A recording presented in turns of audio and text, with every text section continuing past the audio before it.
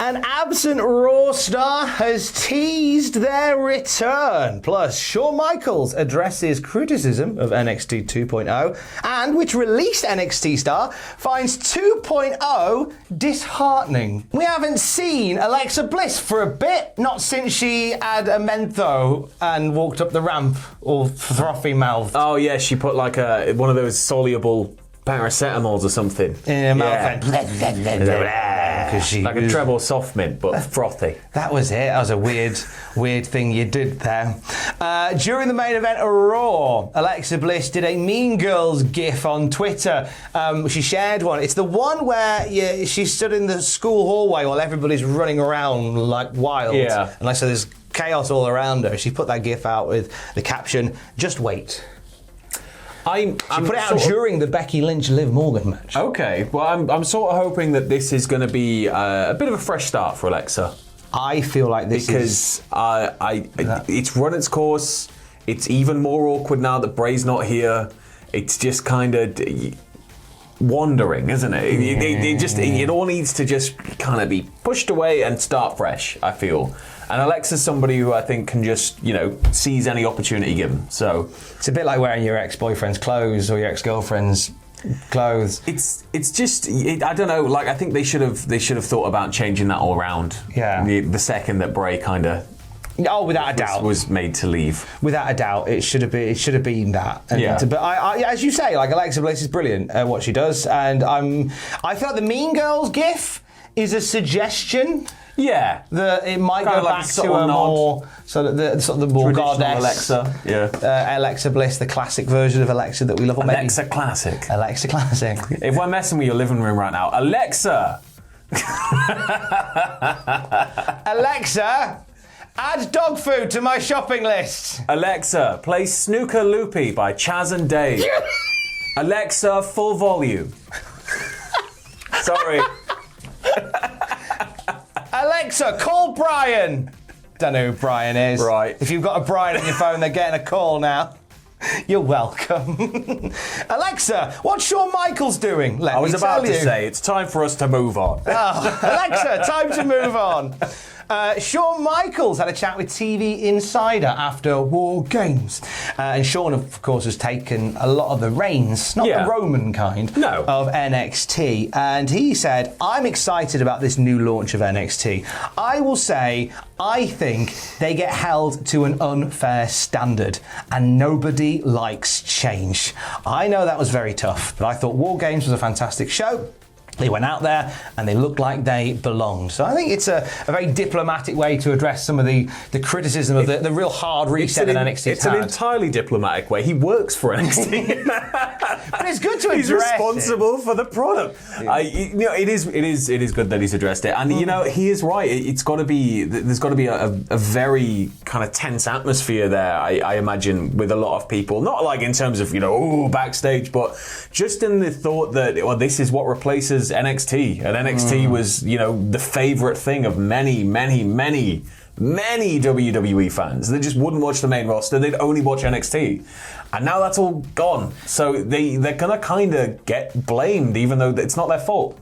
They're gonna face some sort of, backlash, even though they've not really done anything wrong. They're just there to wrestle, and fingers crossed, people get on board with it, and we move forward into a new era. And I get that people, and they know what, we're guilty of doing that as well, because NXT 1.0 was so much about work rate and those matches that blew everything out of the water, and this 2.0 isn't so much about that now, because a lot of these people coming in haven't got the grounding and the wrestling acumen that a lot of the others had, and so it's not fair to expect them. It's not cool anymore. If you throw this table, good luck to you, because it's very heavy wood.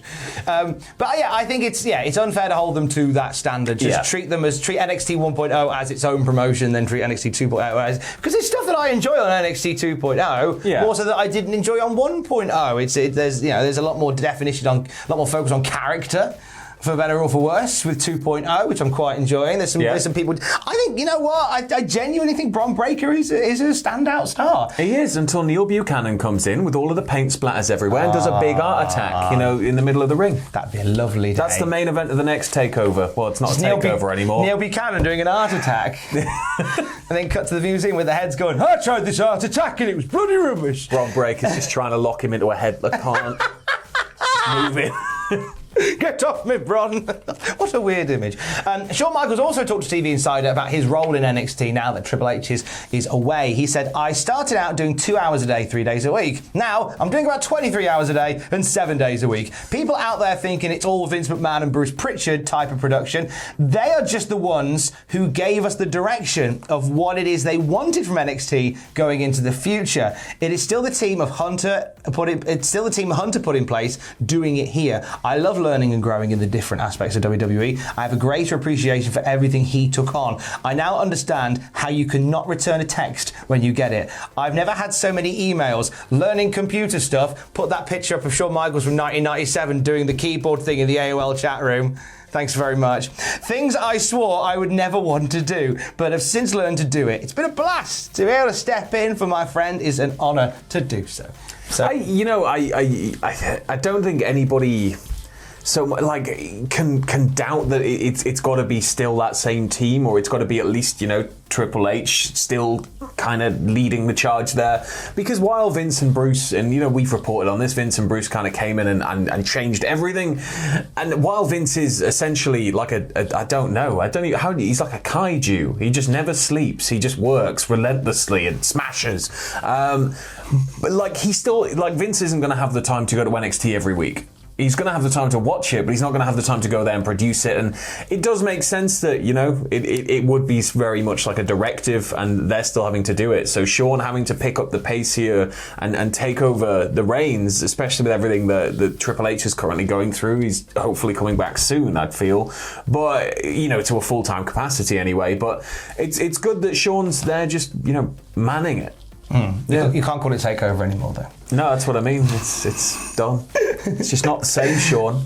It's not the same. One former WWE NXT star isn't a fan of 2.0, are they, Sam? No, they're not. And it's somebody who it doesn't surprise me. It doesn't surprise me. It's Jonah. So the former Bronson Reed was talking to Fightful about NXT 2.0 when he said, I've watched bits and pieces. I try to support my friends like Duke Hudson, Indy Hartwell, Persia Pirotta, Grayson, like all the Australians. I always support those guys. I understand what they're trying to do and the direction they're going in. I think the thing I like least about it is Hunter had such a vision for what NXT was. And that whole vision's just gone now, especially after WarGames, with what seems to be, I don't know, I'm not there at the moment, but it seems to be the end of black and gold. Like, that's it. It's just disheartening because we were trying to make it that third brand, to make it something different. But not just that, when I was there wrestling, I'm a huge pro wrestling fan. I love WWE, I love what they do, but I see Raw and SmackDown as their entertainment shows and saw NXT as the pro wrestling show. And now I feel like it's just another entertainment show. And yeah, I like the second that the branding changed, I feel that was for all of us, that was when the penny kind of dropped, and it was like, oh, okay, so this is sports entertainment. It looks like an ITV Saturday night kind of set. It's very polished, and it's not dark and dingy, and it's very, you get all that bright flashiness. Whereas NXT used to just be, there's a screen, there's a dark room, pay attention to what's about to happen. Yeah. There's Poppy. Yeah.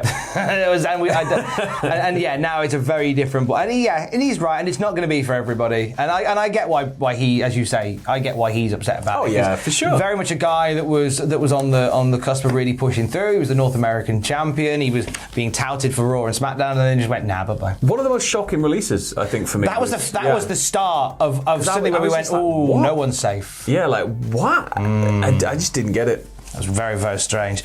Christmas is coming up, so maybe you'd want to spend some money. How about getting yourself some brand new merch from The Fiend, as you can now buy the holiday-themed Bray Wyatt Fiend bobblehead. Full price, I imagine? Of course it's full price! I bet all his T-shirts aren't, though. Of course course they are. Yeah, new merch for The Fiend came out this week. This is going to be something that's going to be interesting to see in the build-up to Christmas and maybe January sales.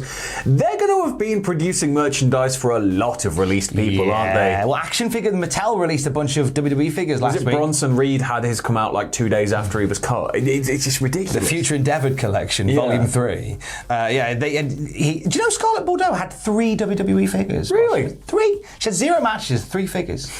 It's amazing. That's the dream, isn't it? If you don't want to buy a Fiend bobble, how about an NFT by Liv Morgan? It's 1998 again, Tom. This is the .com bubble. I swear to God. Liv Morgan was chatting to Ryan Stocks and crypto. NFTs scare me, man. I don't get it. I just don't get it. I've tried learning. Hey, I own Nyan Cat. Yeah, I've got a copy of it as well. It cost me 108 grand.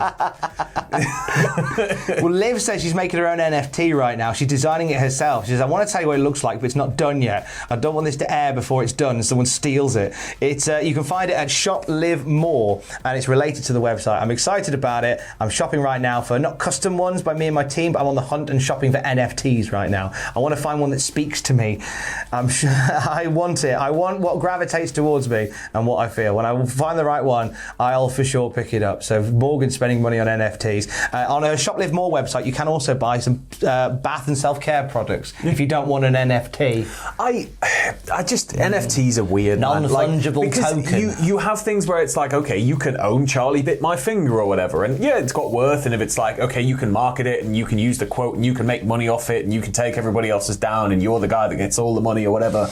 But then you see like WWE going, we have 11 Undertaker NFTs for 10 grand each, and they're just like different pictures of Undertaker. Yeah. And it's like, yeah, and you get to come and meet him if you can make it to this day. I wish I got it. I've tried. I watched that Red Ape Family NFT cartoon. Yeah. It's well, I'm sure the people that made it had a lovely time making it. That's my diplomatic answer.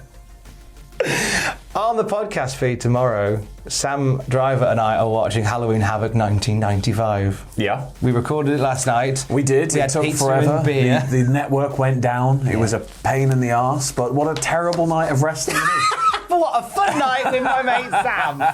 You can watch it with us on the podcast feed tomorrow and via our Patreon. More news as we get it throughout the day at cultaholic.com. Stay safe. Bye. Non-fungible token.